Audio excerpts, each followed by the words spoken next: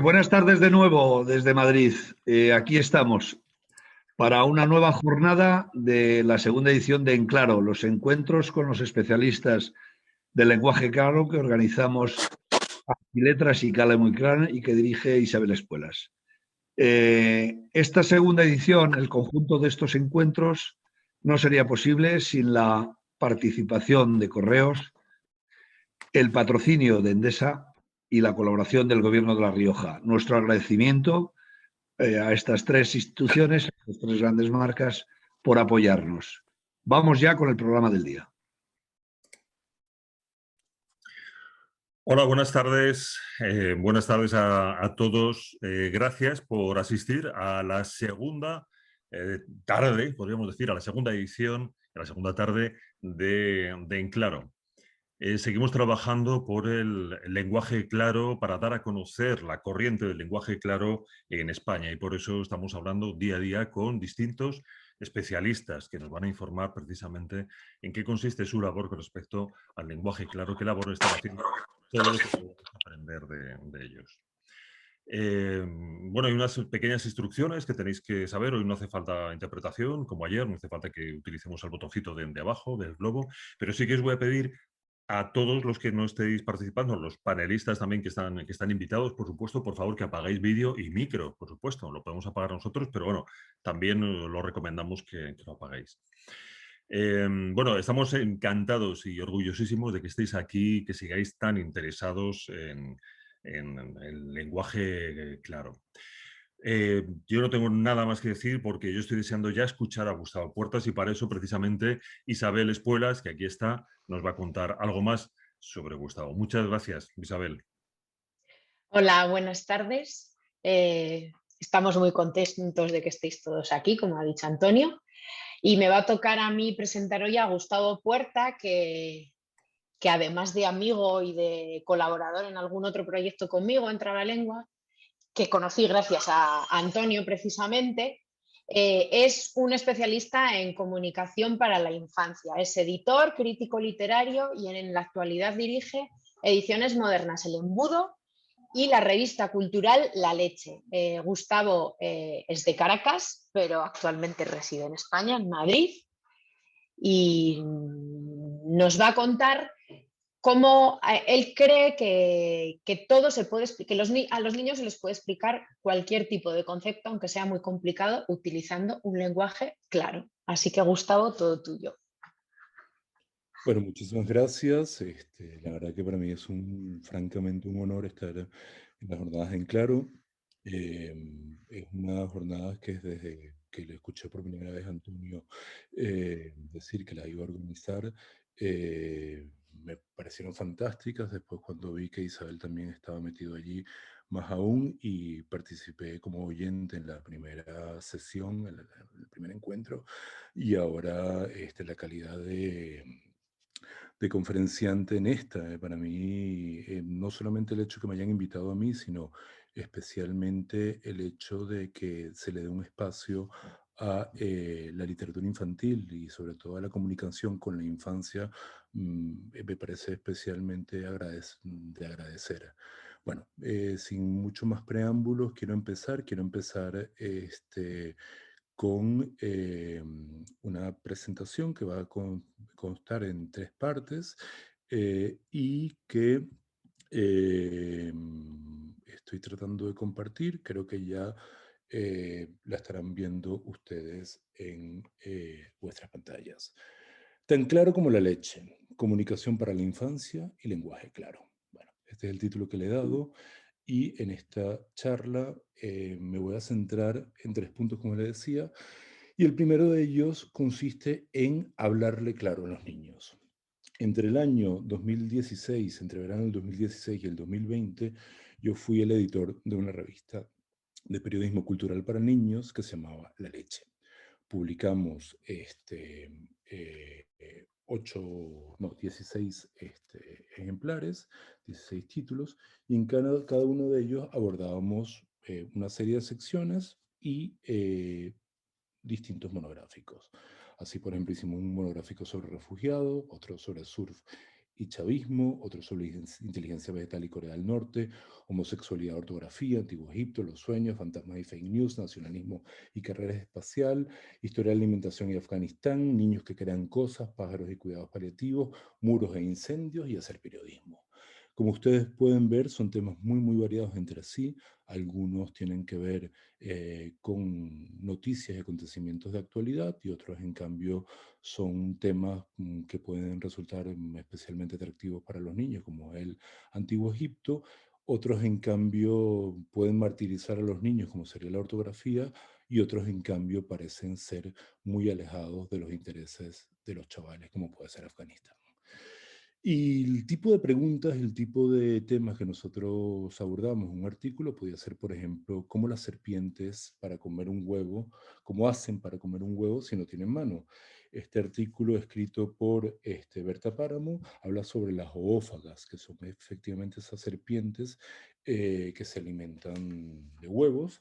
Y estas serpientes, como todas las demás serpientes, se mueven y no tienen patas, miran y no tienen pestañas, huelen pero con la lengua.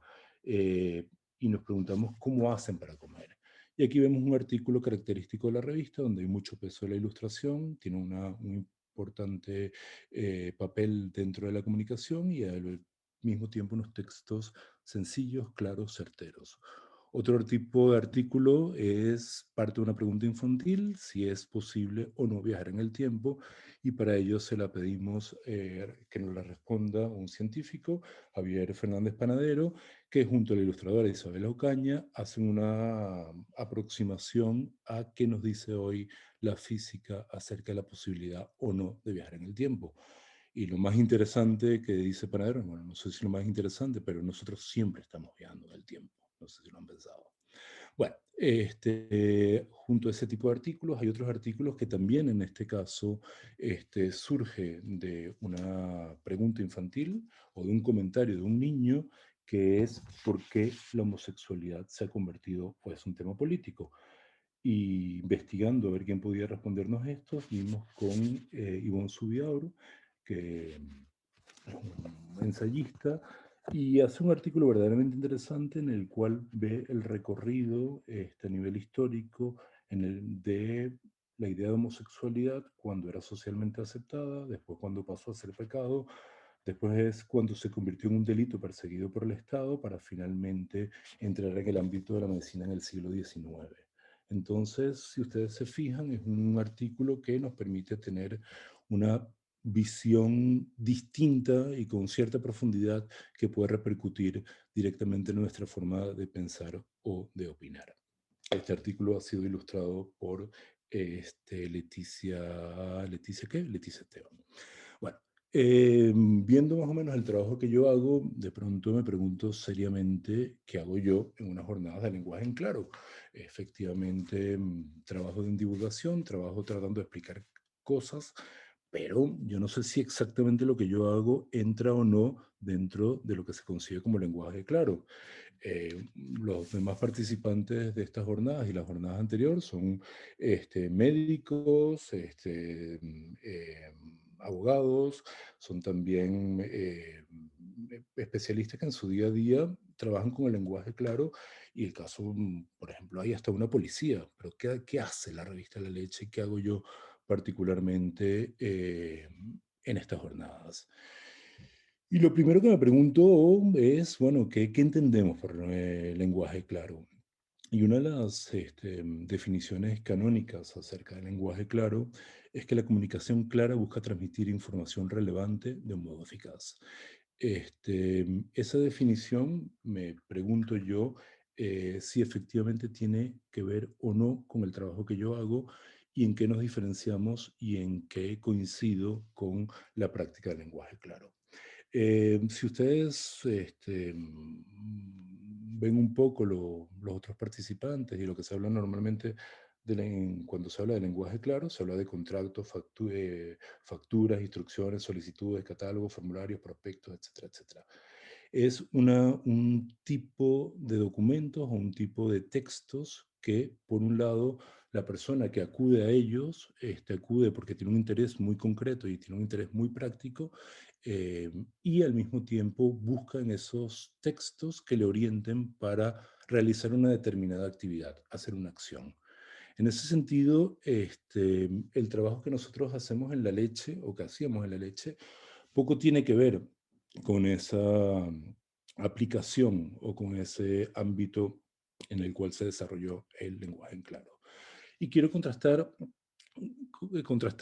esto con la actividad de hacer periodismo para niños. Cuando nosotros nos dirigimos a los niños, efectivamente queremos contarle algo. ¿Qué es exactamente lo que le queremos contar? En algunos casos, lo que le podemos contar es una información, una serie de datos estructurados en determinado orden para transmitir una información muy específica y fácilmente contrastable. Este caso, por ejemplo, es el artículo que escribe Miguel Ángel Pachón sobre los dinosaurios y lo que él en este caligrama plantea es cuáles son los criterios que usan los paleontólogos para asignarle el nombre a los dinosaurios. Otro tipo de artículo característico de nuestra revista podría ser este Chalo de Cura, en el cual ella mezcla historia, ciencia, también establece una tipología y cómo se hace o se organiza los fuegos artificiales, y su forma de aplicar el lenguaje está basada en la infografía. Un tercer tipo de artículos característicos de nuestra revista serían los artículos ya más de reflexión sobre lo que está pasando en la actualidad.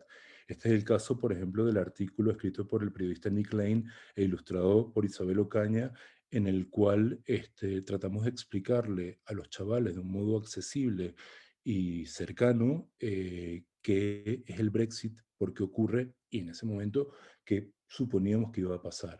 Entonces, es un texto periodístico en el cual se combina información y análisis, y en el que la ilustración tiene una función estrictamente humorística, como para darle más atractivo y como para quitarle un poco de hierro al asunto. En todo caso, también hay otro tipo de artículos, como es este otro, escrito por Olga Soto, ilustrado por Alicia Valera, en el cual la autora habla o narra, es un testimonio, nos cuenta cómo a los 10 años, a los 11 años muere su madre, a los 30 años muere su tío, con el cual ella tiene una relación muy, muy cercana, y poco tiempo después ella contrae el cáncer, que fue la misma causa de muerte de su madre y de su tío, y cómo en este momento ella hace para comunicarle a sus hijas que padecen la enfermedad y cuál es su relación con la enfermedad. Como ustedes ven, son formas muy, muy distintas, tienen ámbitos muy distintos temáticos, de aproximación, de lenguaje, de estructuras narrativas, de géneros, y todo eso está envuelto dentro de una misma revista y con un fin muy particular, que es llegarle a los niños de un modo atractivo.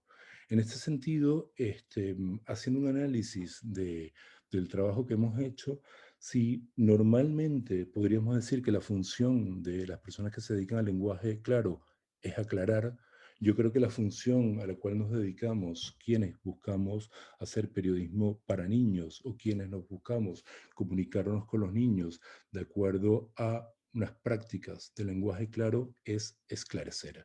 No es lo mismo aclarar que esclarecer.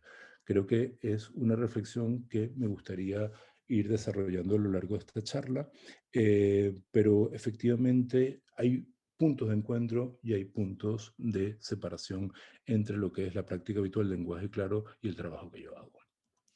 Habíamos dicho que la comunicación clara es transmitir información relevante de un modo eficaz.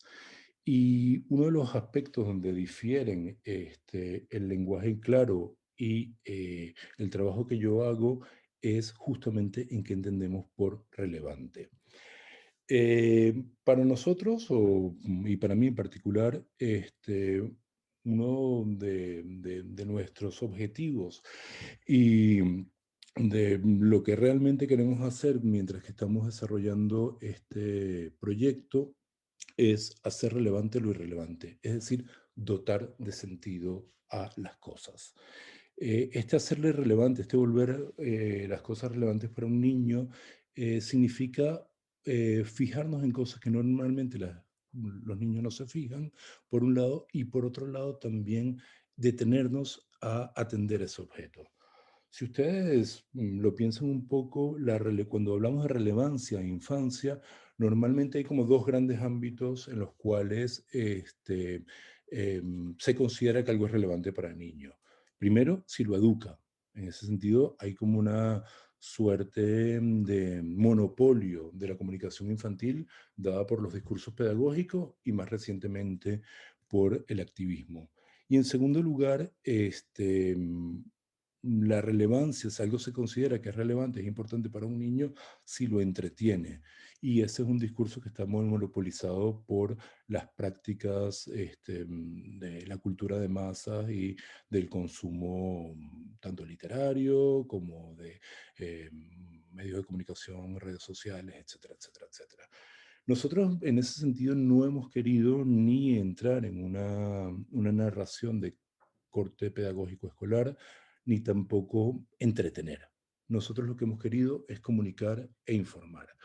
Y en ese sentido, nuestro trabajo abarca una serie, como les decía, de temas muy variados, pero lo importante para nosotros en ello es atender las cosas en las cuales nosotros no reparamos habitualmente. Por ejemplo, el insulto. Le pedimos a Francisco Javier Pérez, que es presidente de la Real Academia de la Lengua, bueno, no real, el presidente de la Academia de la Lengua Venezolana, y a José María Lema como ilustrador, hacer un diccionario panhispánico del insulto. ¿Qué es el insulto? ¿Por qué insultamos? ¿Cuáles tipos de insultos hay? ¿Qué diferencias hay locales entre el insulto o no?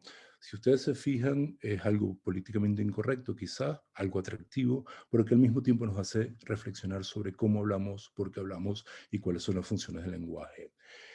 A veces nos hacemos preguntas totalmente ajenas a lo que podría parecer la realidad de un niño. En ese sentido, para nosotros es muy, muy importante. El segundo desafío que nosotros tenemos es hablarle a los niños sobre aquello que ellos no sabían ni siquiera que les podía interesar.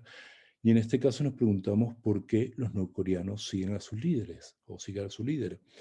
Y Xavier Márquez, que es filósofo político y director de la Escuela de Filosofía de una universidad en Nueva Zelanda, escribió un artículo que se titula ¿Por qué nadie le dice al emperador que está desnudo? O porque nadie dice que el emperador está desnudo.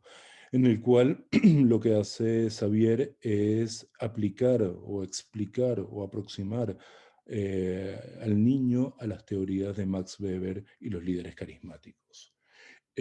Otro tipo de artículos en el cuales nosotros pueden encontrar en nuestra revista tiene que ver con alimentar los campos de intereses de los niños. Y en ese sentido contamos con Beatriz López para hacer una introducción al Land Art. Cómo hacer una obra de arte con rayos y truenos.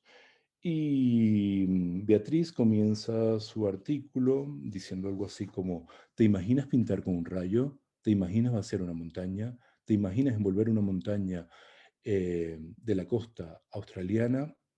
Y con este recorrido que hace Beatriz, da algunos parámetros de los grandes happenings o los grandes acontecimientos dentro de Land Art, quienes son los máximos representantes, y motiva al niño a no solamente interesarse por esto, sino también a ver que es posible y que está en sus manos practicar esta disciplina.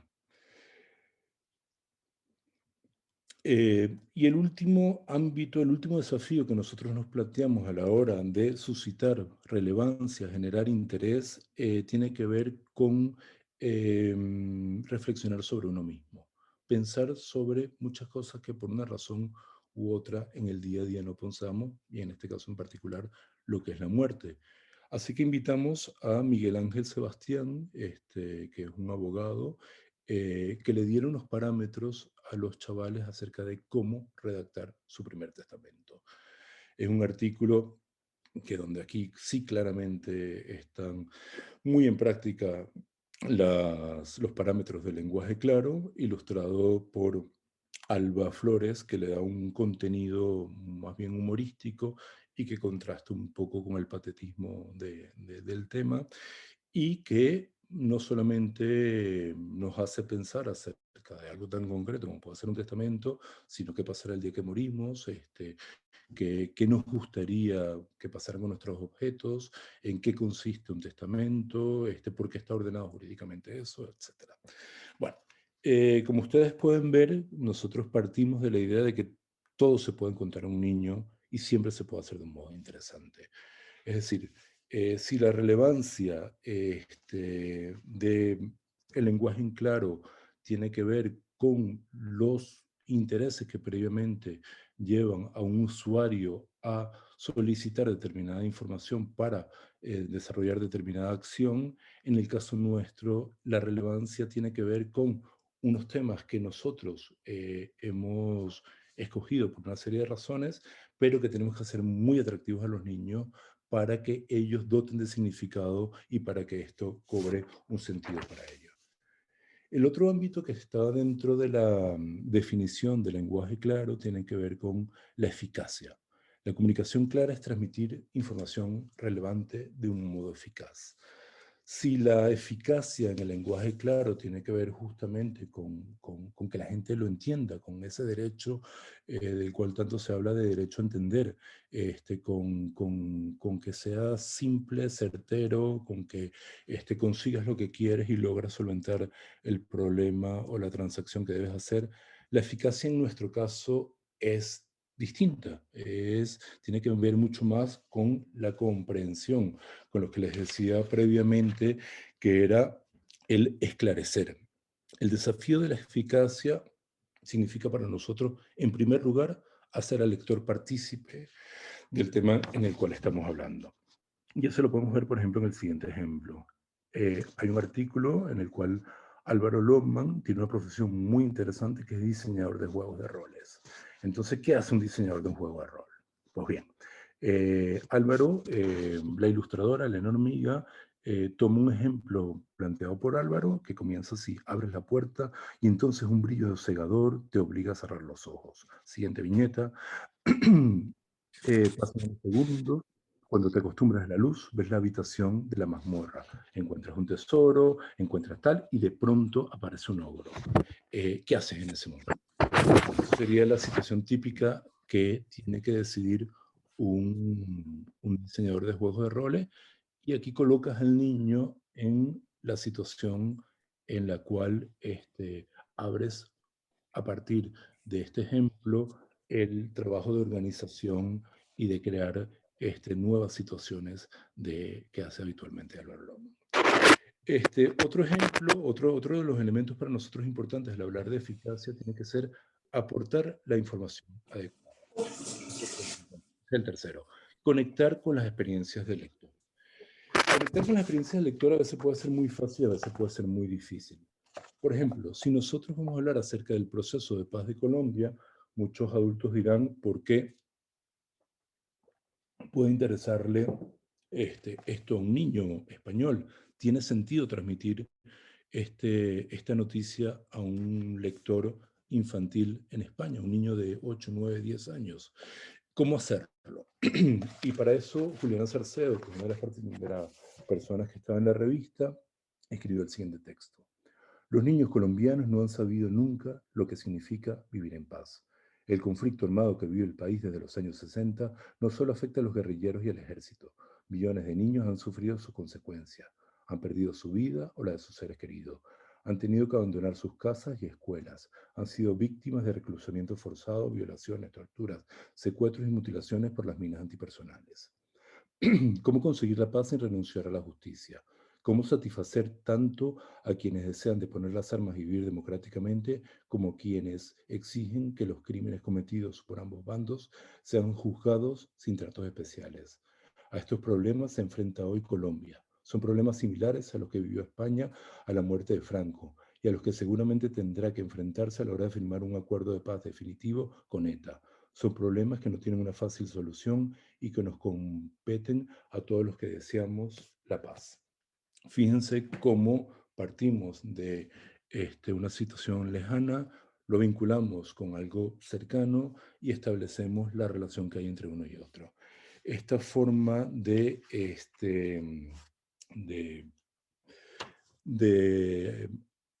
conectar con las experiencias del lector nos lleva a introducir ya una reflexión más lejana sobre qué pasa en Colombia y por qué Colombia vivió la situación de violencia interna que vivió durante tantos años. Otro de los elementos de la eficacia para nosotros tiene que ver con aportar la información adecuada. Y esto está muy en clave de lo que es el lenguaje claro. Si nosotros vamos a hacer un artículo sobre qué está sucediendo en Afganistán y quiénes son los talibanes, es necesario explicarle a los chavales, por ejemplo, cuál es la historia o cuáles son las transformaciones que ocurrieron en el siglo XX en este país. También explicarle qué es el Islam y cómo el Islam y la versión de la religión que adoptan los talibanes no se pueden confundir la una con la otra. Es decir, aquí nosotros nos preocupamos por algo característico que es ni aportar una información deficiente, tenemos que dar los elementos, pero tampoco podemos nunca decir más de lo que es necesario para comprender el artículo. Y por último, por penúltimo, perdón, otro de los elementos para nosotros muy importantes a la hora de marcar la eficacia tiene que ver con no decir, sino con mostrar. En el dossier que nosotros hicimos sobre los refugiados, nos encontramos con un artículo escrito por Begoña Lobo, que es personal del ACNUR, en el cual nos dice este texto. Los refugiados se encuentran entre las personas más indefensas del mundo. A lo largo de la historia, hombres, mujeres y niños han tenido que abandonar sus hogares y en muchas ocasiones todo lo que poseen para buscar la seguridad en otro lugar y huir de la persecución de los conflictos armados y de la violencia política.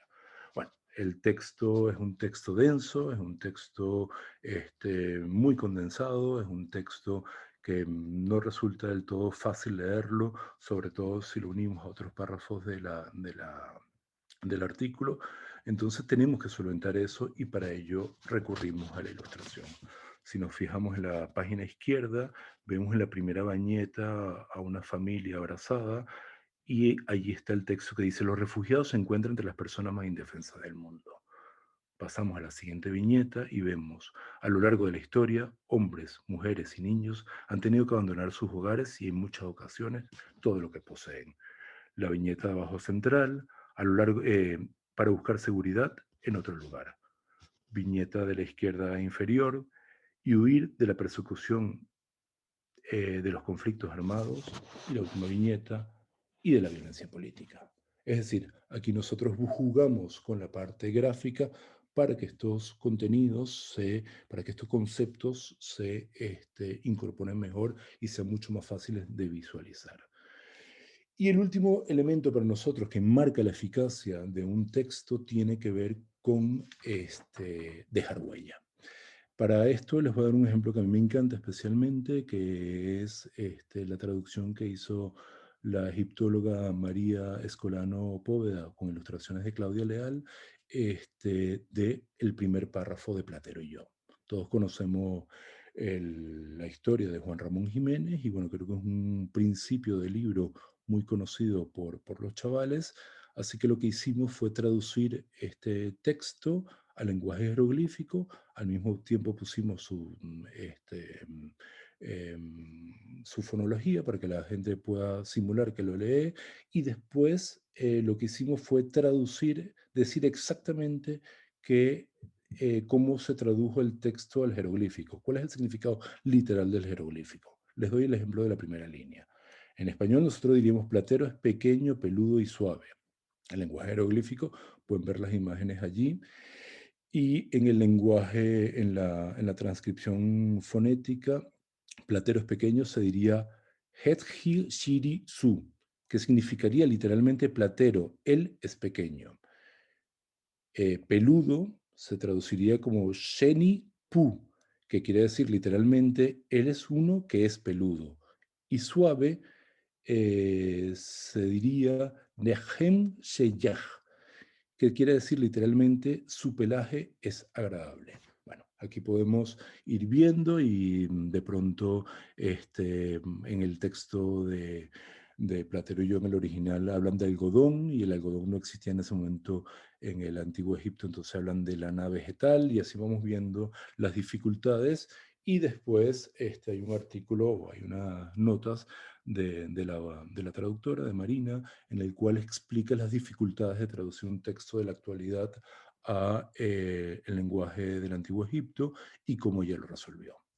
Bueno, hasta aquí es un poco lo que ha sido la primera parte de la charla. Lo he hecho en el tiempo justo. Vamos a ver si sigo igual de bien con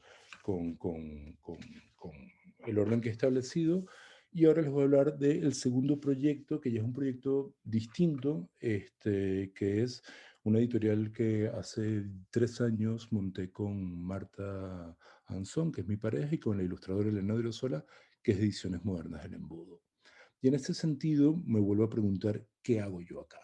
Si en cierta medida hay una conexión entre el trabajo de periodismo cultural para niños y el lenguaje claro, cuando pasamos al ámbito de la edición, ¿también hay esa conexión? ¿Estoy forzando mucho las cosas al hablar acerca de este proyecto? Bueno, los tipos de libros que nosotros hacemos, para que ustedes más o menos tengan una idea, uno podría ser el huevito, que todos recordarán esta retahíla que dice, este encontró un huevito, este lo cocinó, este le echó sal, este probó un poquito, y este pícaro y gordo se lo comió todito, todito, todito. También hacemos otros libros basados en otras retahílas, como esa canción tan famosa, que es la de Yo tengo un moco, lo saco poco a poco, lo redondeo, lo miro con deseo, yo me lo como, y como sabe poco, sacamos otro moco y volvemos a empezar. Claro, nosotros convertimos esta canción en un libro de casi 120 páginas. Y otro tipo de libros dentro de esta misma colección dedicada a la tradición oral que recientemente estamos publicando es Cucú cantaba la rana. Y bueno, efectivamente aquí detrás de este libro, detrás de este título, sí podría haber alguna pretensión de lenguaje claro cuando nos preguntamos, por ejemplo, como planteamiento del libro, ¿te has preguntado por qué la canción se titula Cucú cantaba la rana si las ranas hacen croac? Ese es el problema que nosotros quisimos solventar con este libro. Pero bueno, lo que a mí me resulta interesante hablarles hoy a ustedes en el contexto del lenguaje claro es qué significa la claridad comunicativa en el trabajo editorial. Y para ello he dividido mi aproximación habitual a lo que es hacer un libro en 5 aspectos. En primer lugar, hay un desafío. ¿Qué hacemos? ¿Qué queremos contar? ¿Y cómo hacerlo? En segundo lugar, está la aproximación. ¿Cómo transmitimos ese desafío que nos hemos planteado? ¿Cómo hacemos este libro? En tercer lugar, ya entramos en la experimentación, en las reglas del juego. ¿Y si hacemos esto? ¿Y si lo hacemos por aquí tal? Y ahí empezamos el juego. Después hay que probar si aquello que nos planteamos funciona o no. ¿Es así? ¿Hay que cambiar? ¿No? Y por último está la recepción, que sería la parte más placentera y la parte final, que es a la cual tiene acceso el lector. Bueno, para hablarles un poco acerca de esto y dar un ejemplo concreto, les voy a hablar del primer libro que nosotros publicamos, que es un libro escrito por mí y ilustrado por Elena Odriozola, que se llama Sentimientos Encontrados. Este fue un proyecto que Elena y yo nos tardamos casi 10 años en hacer y partía del desafío que nosotros nos planteamos, surgió cuando yo daba talleres con niños y cuando me dedicaba a la formación. Ahí yo me di cuenta al trabajar con los chavales las grandes dificultades que ellos tenían a identificar sus sentimientos. Podíamos estar viendo un libro, podíamos estar analizando un cuento, una historia, y los niños les costaba mucho definir qué es lo que estaba pasando. Muchas veces surgía el tic de decir, siente estrés, como, bueno, algo neutro, pero no había grandes destrezas a la hora de distinguir un sentimiento de otro. Esto me llevó a pensar que si nosotros no somos capaces de reconocer qué sentimos, difícilmente podremos entender qué es lo que nos pasa. Fíjense cómo aquí, detrás de este concepto y detrás de esta búsqueda, detrás de este desafío que nosotros nos planteamos, estamos hablando nuevamente de la claridad y del esclarecer. En este sentido, la aproximación que nos planteamos fue la siguiente. Hay una serie de preguntas que surgen en estos talleres, como por ejemplo, qué hace falta para que empaticemos con alguien, qué es más dolorosa, la vergüenza o la culpa, por qué la nostalgia, cuando sentimos nostalgia, sentimos dolor, pero también algo de placer, tiene sentido hablar de envidia buena, o por qué hablamos de amor cuando definimos a lo que sienten los novios, los hermanos y los padres. Es lo mismo. Y para este tipo de actividades, para este tipo de preguntas, partimos de una familia que vive en una casa, y el formato del juego que nosotros nos propusimos como libro se plantea una casa donde hay diversas personas interactuando a lo largo de 16 páginas. Nosotros podemos hacer el recorrido por las distintas páginas e ir penetrando en el interior de esa casa, y es una casa donde suceden cosas. Si ustedes ven esta primera página, pueden ver desde la línea desde arriba a la tercera línea de arriba hacia abajo, cómo la abuela desciende y se encuentra mal y se siente enferma. Después la abuela en la segunda línea de arriba hacia abajo, de abajo hacia arriba, perdón, está en su cama enferma. La abuela aquí la viene a buscar la muerte. Pueden ver eh, cómo en la viñeta donde está el niño al lado está la parca. La abuela muere, se va al más allá, y después aparece como fantasma, que pueden verla en la viñeta superior arriba. Bueno, van pasando una serie de historias, ustedes pueden seguir el recorrido de cada uno de los personajes, y lo que se trata del libro es de hablar de una serie de sentimientos, como les decía, que son aburrimiento, admiración, alegría, alivio, amor, angustia, anhelo, ansiedad, asombro, celo, compasión, culpa, curiosidad, decepción, dicha, desengaño, deseo, dolor, empatía, etcétera, etcétera, etcétera. Y el juego que nos hemos planteado es hacer un libro que tenga dos franjas. En la parte de arriba están las ilustraciones, en la parte de abajo están los textos. En este caso hablamos del miedo y establecemos la diferencia entre miedo, temor, terror y pánico. Y este libro además tiene unas lengüetas, unas viñetas, de tal manera que nosotros podemos combinar y alternar distintos textos, cambiar los textos con las ilustraciones. No hay un texto que corresponda directamente a una ilustración, sino nosotros podemos buscar una ilustración y escoger el texto, o al revés, escoger un texto y buscar la ilustración que mejor lo ilustre. En este sentido, si nosotros vemos la página entera, escogemos una viñeta, como por ejemplo esta, y fíjense cómo nosotros a esta viñeta podemos atribuirle, por ejemplo, el sentimiento de angustia. Aquí podemos ver perfectamente a la mujer angustiada, por ejemplo, o al revés, o podemos sentir culpabilidad, o también puede ser vergüenza, y en ese sentido, ¿qué diferencia la culpa de la vergüenza? Otra persona podría ver, por ejemplo, aburrimiento. Y fíjense lo duro que sería ver en esta imagen una escena de aburrimiento. Pero otra podría ver amor.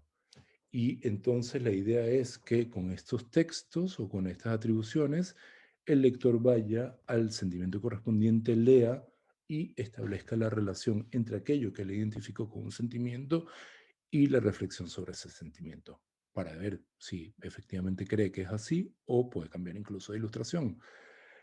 En ese sentido, fíjense los distintos sentimientos que podrían ver aquí. Cada quien puede encontrar uno distinto en la viñeta que escoja, en la viñeta con la cual se identifique. Bueno, una vez planteado ese concepto, nosotros empezamos la experimentación. Y es un proceso bastante arduo de cómo concebir el libro, cómo estructurarlo, cómo jugar, cómo tener su propia coherencia, cómo fue el proceso de creación de la ilustración, y por sobre todo el desechar aquellas ideas que no funcionaban. En este caso, por ejemplo, que cada una de las láminas fuera separable en sí. Únicamente para nosotros es separar la primera, la de abajo, la del texto y toda la ilustración en conjunto, si no, no funcionaría. Para, por último, llevarlo a los niños y sacarlo al mercado y ver si funciona. Bueno, hemos tenido una recepción bastante buena. Hemos tenido grandes sorpresas, como por ejemplo una lectora de 102 años. Hay maestros que lo han utilizado en el colegio, por ejemplo, en este caso para enseñar para dar clases del inglés. Hemos estado en una exposición bastante importante en Sarmede, en Italia, y hemos recibido algunos premios. Pero bueno, esta segunda parte, como les planteaba, para mí tenía que ver con esa idea de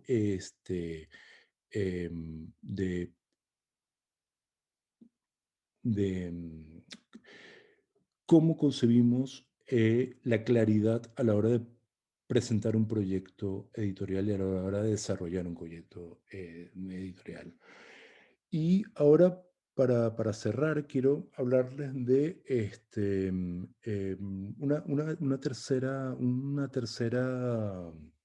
una tercera relación que yo encuentro entre el trabajo que yo hago y lo que es el lenguaje en claro. Pero esto ya sería más bien darle la vuelta a la tortilla. Y esta tercera parte la he titulado No tenerlo tan claro, los peligros de la novena acepción. Si ustedes van al diccionario de la lengua, hay una novena acepción de claro, clara, del latín clarus, que es adjetivo, evidente, que no deja lugar a duda o incertidumbre. Em, es curioso cómo en las jornadas pasadas muchas veces surgía la duda de parte del público de si el lenguaje en claro no significaba o no podía incurrir en un empobrecimiento de la realidad. Yo no pienso que con el lenguaje claro sea así, pero muchas veces cuando alguien tiene las cosas muy, muy claras, ahí hay un problema.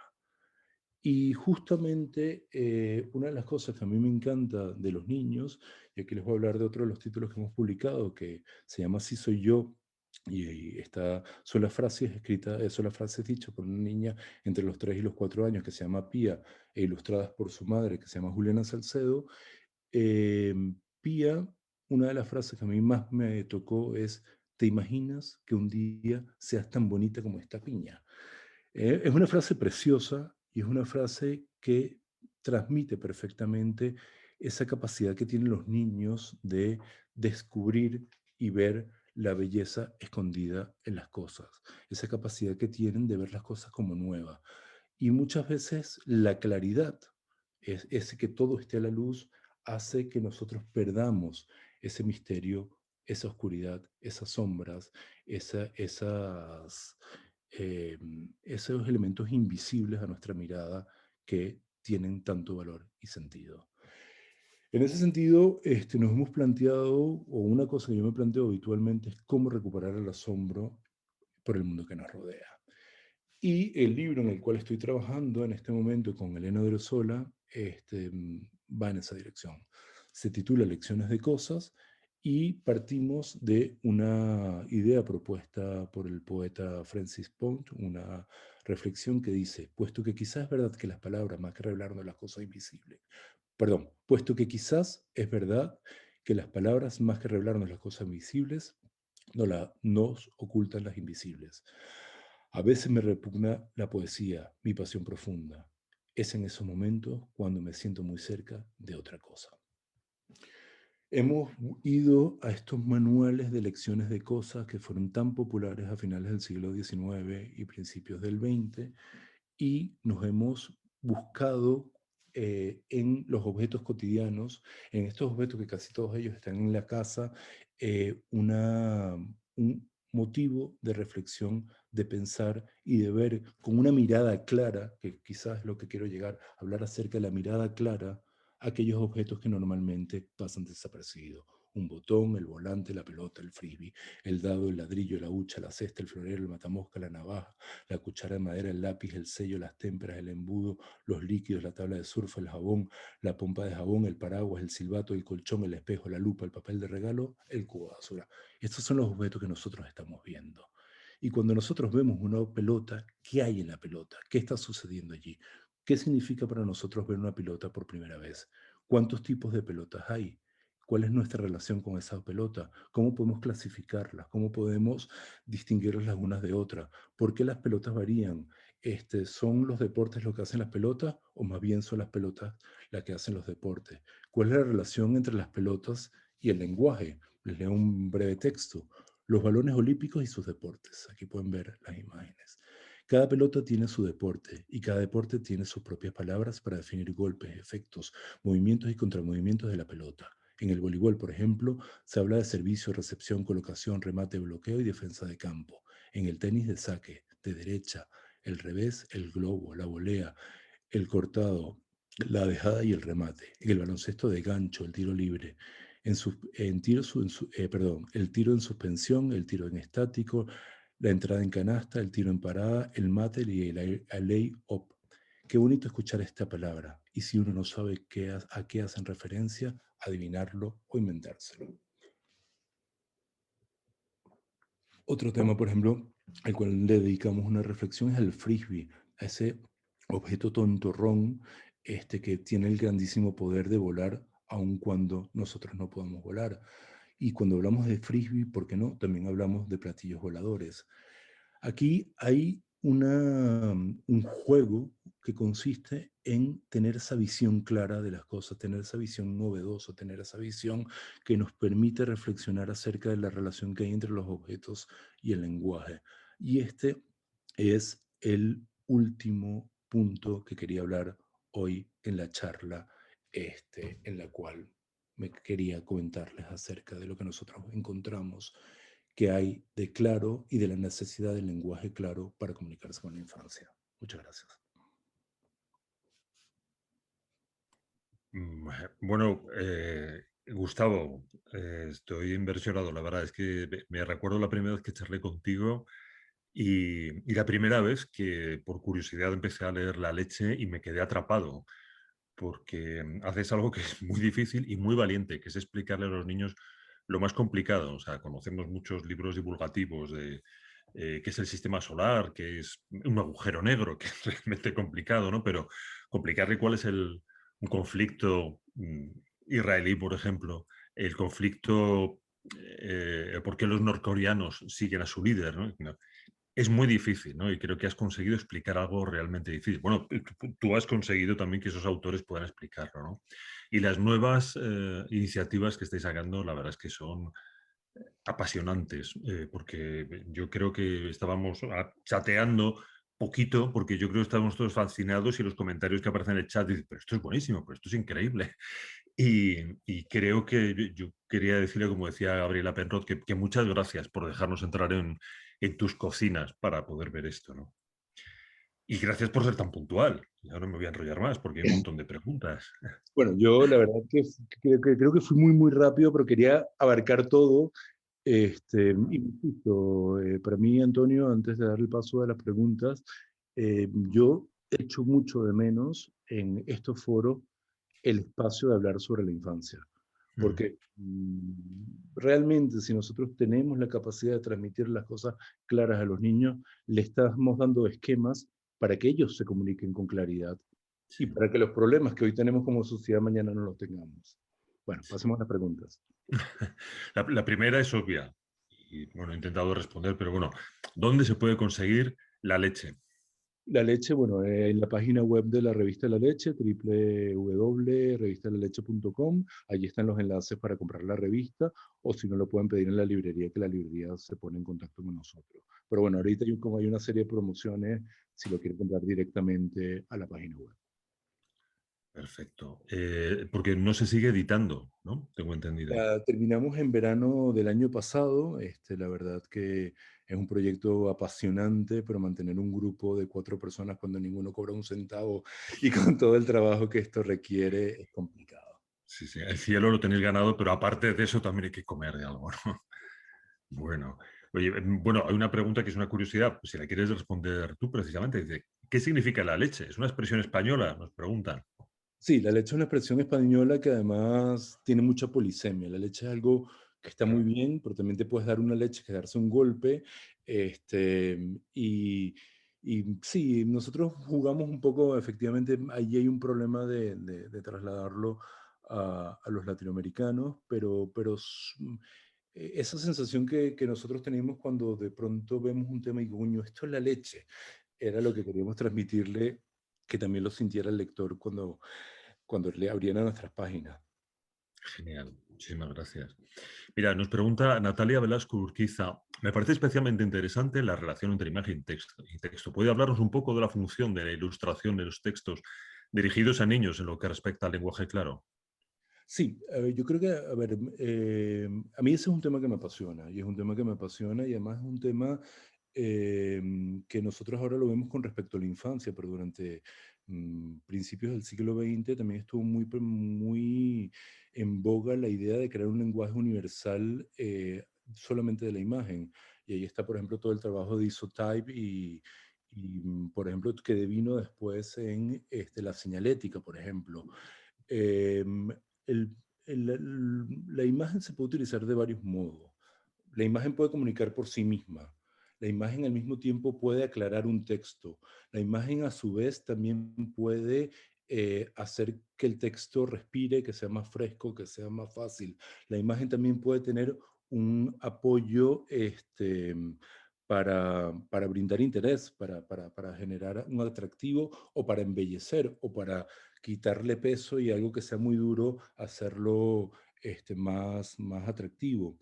Lo que también es verdad es que la imagen puede tener una función estética, que no necesariamente es comunicativa, y puede tener una función comunicativa. Y narrar con imágenes es casi tan difícil o más difícil que con el texto. Lo interesante para mí en ese sentido es el trabajo que se puede hacer eh, complementando texto e ilustración. Y bueno, básicamente buena parte de mi trabajo consiste en formar a ilustradores en cómo narrar con imágenes y en cómo que sea la imagen no solamente la que traduce, sino también la que aporta significación dentro del trabajo de comunicar. Creo que la imagen para niños, así normalmente hay muchos libros de ilustración donde la ilustración tiene un peso importante a la hora de dirigirse para los niños. Hay mucho el prejuicio este adulto de que los libros con imágenes son para los niños que no leen y sin embargo yo creo que una de las cosas más interesantes es entender y investigar inclusive cómo es el proceso de alfabetización visual del niño. Es un proceso muy complejo y en ese sentido las dificultades de comprensión que pueden tener una imagen son tanto o igual de complejas que la que puede tener un texto. Bueno, es un tema en el cual me alargaría muchísimo, pero lo interesante es cómo al combinar texto e ilustración, nosotros podemos decir mucho más que si solamente trabajamos con texto o si solamente trabajamos con ilustración. Gracias, Gustavo. Tengo otra pregunta que estaremos pensando todos también. De Elizabeth Salgado nos pregunta, Gustavo, según tu experiencia, ¿los niños leen sin problema textos tan largos? Eh, a ver, creo que un texto se lee o no se lee siempre y cuando tú consigas atrapar al niño. Siempre si tú consigues su interés, lo va a leer. El tema es conectar con su interés. El tema es romper esa barrera previa que significa que el niño tiene que hacer un esfuerzo y que leer es un esfuerzo. Y leer y entender algo es un esfuerzo. Eh, porque del mismo modo que para mí hacer un esfuerzo, de hacer la declaración de impuestos es un esfuerzo, pero lo tengo que hacer. Lamentablemente, buena parte de la educación se basa en que el niño tiene que leer del mismo modo que el adulto tiene que pagar impuestos, por obligación. Sin embargo, lo que nosotros buscamos, o lo que yo trabajo constantemente, es en conectar y en darle incentivos al niño para que haga el esfuerzo de leer. Y en ese sentido, cuando el niño le interesa, no solamente lee, sino además exige complejidad y exige ciertos niveles de dificultad. Lo que sí es muy importante plantear es que no existe un lector único, no existe un solo modelo de niño. Hay muchos niños distintos y cada uno tiene su nivel de lectura y tiene su nivel de apuesta a la hora de enfrentarse a un texto. Creo que nosotros vivimos un tiempo en el cual nos preocupamos mucho por transmitirle a todos los niños y eso muchas veces lo que está haciendo es bajar mucho el listón y perder a buenos lectores. El tema está en dirigirse a unos u a otros y a otros. Mira, tengo otra pregunta de Natalia Velasco Urquiza. que también yo creo que nos ha surgido la mente de varios cuando estábamos leyendo esto con la idea de poner las cosas en claro para chavales, ¿no? Y es la idea de la adaptación, es decir, ¿cuál es el criterio en cuanto al léxico? ¿Optáis por palabras aptas para niños, para facilitar la comprensión? ¿Utilizáis ciertos términos, aunque quizás no conozcan el significado, para que amplíen su vocabulario? Bueno, lo primero para mí es, igual que el lenguaje claro, tratar en lo posible no entrar en un léxico de profesionales o de especialistas. Creo que creo que no es necesario. Tampoco buscamos un léxico empobrecido. Lo importante es mantener un nivel lexical eh, bueno en el cual inclusive utilicemos palabras que los niños quizás no conozcan, por ejemplo, ófagas, pero que fácilmente puedan ser comprensibles por el contexto. En ese sentido, además, a mí me resulta bastante bonito ver cómo los niños se sienten orgullosos cuando adquieren palabras que después ellos pueden usar. A mí, por ejemplo, una de las experiencias que he tenido con sentimientos encontrados fue un niño de 8 años que estaba leyendo el capítulo que le dedicamos a la nostalgia, que en ese capítulo se habla de la nostalgia, el anhelo, la melancolía y la saudade. Y cuando él terminó de leer el texto, dijo, saudade, eso es lo que siente mi abuela. Y me pareció tan revelador, así como un niño es capaz de es difícil que un niño que no haya vivido un proceso migratorio o de cambio de barrio, de mudanza, viva la saudade, pero cómo esa palabra le permite reconocer la realidad de otra persona y de su abuela y cómo le permite empatizar con el otro, me parece muy bonito. Y en ese sentido creo que es importante utilizar un vocabulario que también sea capaz de descubrir mundos. Siempre, obviamente, buscando el equilibrio y buscando la comprensión. Gustavo, tengo la última pregunta que tiene que ser rápida porque es una pena, porque tenemos que acabar. Nosotros seguiríamos, la verdad, como están diciendo aquí algunos de los compañeros, creo que precisamente también Natalia Velasco, dice, esto daría para todo un congreso también la relación entre imagen y texto, ¿no? En el ámbito de los libros infantiles, que es fascinante. Y hay una pregunta que también da para todo un debate, pero vamos a intentar sintetizarlo también. Nos la envía Lidia Granados y nos dice, ¿crees que el periodismo infantil es un área descuidada en la actualidad? Sí, creo que es un área absolutamente descuidada. Creo que es absolutamente vergonzoso lo que es Clan TV o que ningún periódico nacional tenga un suplemento para niños. Bueno, creo que no, yo iría más allá. Yo no creo que solamente el periodismo para niños está descuidado, sino creo que en líneas generales un trato respetuoso con los niños y una comunicación que se preocupe porque los niños entiendan en nuestro país prácticamente no existe. Muchas gracias, Gustavo. Yo te voy a lanzar una última pregunta. Entiendo que como también han mencionado varios de los asistentes, quizá uno de los mayores aciertos que hemos visto en todos tus ejemplos es que tratas a los niños como personas con inteligencia. Un poco lo que hacía Roald Dahl, ¿no? Que por eso te divertías tanto con Roald Dahl, porque estaba bromeando contigo de tú a tú, ¿no? Yo creo que más o menos haces lo mismo, tratar a los niños como personas con inteligencia, no como personas mayores, sino personas como lo que son, con inteligencia, ¿no? Por esa misma razón, supongo que se puede enseñar lenguaje claro a los niños, ¿no? También, para que lo vayan Sí, aprendiendo desde pequeños. Totalmente. A ver, el problema para mí es, a mí me ha pasado mucho ver los libros de texto de mi hija y no entenderlos, para Claro, empezar. ¿Y qué escriben los niños? ¿Qué posibilidades tienen de escribir? Creo que en líneas generales los niños, si tú le das las herramientas, pueden escribir con claridad. El problema es que para escribir con claridad tienes que pensar con claridad. Y para pensar con claridad te tienen que tratar con respeto y preocuparse por tú qué piensas. Y en ese sentido, creo que no es solamente tratar a los niños con respeto y como seres inteligentes, sino también es tratar a los niños como seres sensibles. Y ese sería el siguiente paso. claro. Este, yo creo que el lenguaje claro para mí sería lo mínimo esperable en una relación con niños. Preocuparme por él, qué entiende y dar todo de mí para que el proceso de digerir y la parte complicada esté en mí para yo transmitírselo a él de un modo que sea atractivo y sea significativo para él. Muchas gracias, Gustavo. Yo me quedaría con una reflexión. Quedan 2 o 3 preguntas, pero no nos va a dar tiempo porque tenemos que ir cerrando y acabando. Eso sí, me quedo con una reflexión de Amelia Padilla, la correctora Amelia Padilla, desde Alcalá de Henares, que nos dice, te envío una sugerencia, hacer una revista La Leche para niñas de casi la tercera edad. Bueno, yo creo que la revista justamente hace lo bonito, como además no solamente la casi la tercera edad, sino compartirla, que sea para unos y para otros. Muchísimas gracias. Bueno, Gustavo, de verdad, en nombre de todos los que hacemos en Claro, muchísimas gracias por tu intervención. Nos ha fascinado y nos gustaría que siguieras muchísimo más tiempo.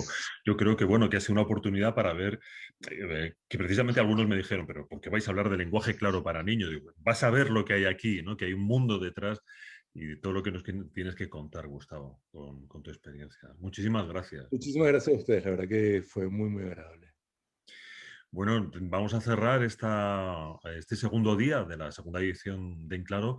Primero para recordaros sobre todo que mañana continuamos, mañana miércoles a las 18 horas, horario peninsular. Tenemos a Yolanda Quintana, que es una periodista especializada en Internet y movimientos sociales. Su charla se va a llamar Hablando claro al consumidor y precisamente vamos a poder descubrir esos pequeños detalles que existen en el lenguaje que precisamente pueden beneficiarnos o dañarnos, ¿no? Creo que Yolanda Quintana, simplemente leyendo una etiqueta, nos va a descubrir muchos misterios y derechos a los que tenemos, a los que no solemos tener acceso. No me queda nada más que añadir. Isabel, si tú quieres decir alguna cosa más para cerrar. Nada, yo estoy fascinada Sí. con Gustavo, pero ya me lo esperaba. Bueno, Isabel, pues muchísimas gracias. Tenemos que recordar que estas jornadas, estos días sobre el lenguaje claro, hemos puesto todo nuestro empeño y nuestro esfuerzo en hacerlos el equipo de Archiletras a través de Arsenio Escolar, el equipo de Cálamo y Cran, a quien yo represento, Isabel Espuelas, gracias también a Trabalenguas. Pero desde luego sería imposible si no tuviéramos el patrocinio de Endesa, la participación de Correos y la colaboración del Gobierno de La Rioja, a quienes les agradecemos de la misma manera que a vosotros vuestra participación. Así que nada más, mañana continuamos, interesantísimo, y seguid, aquí nos vemos. Hasta mañana. Adiós.